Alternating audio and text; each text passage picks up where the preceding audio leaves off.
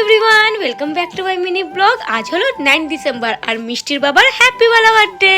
আর এই জন্মদিনের দিন সকাল থেকে মিষ্টির বাবার রিকোয়েস্টে সমস্ত রান্না হচ্ছিল বাড়িতে। জলখাবারে আবদার ছিল গরম গরম লুচি আর মিষ্টি দোকানের মতন ছোলা আলুর তরকারি। ব্রেকফাস্ট কমপ্লিট করতে না করতে আমি আর মা চলে গেলাম রান্নাঘরে বার্থডে স্পেশাল লাঞ্চ বানাতে।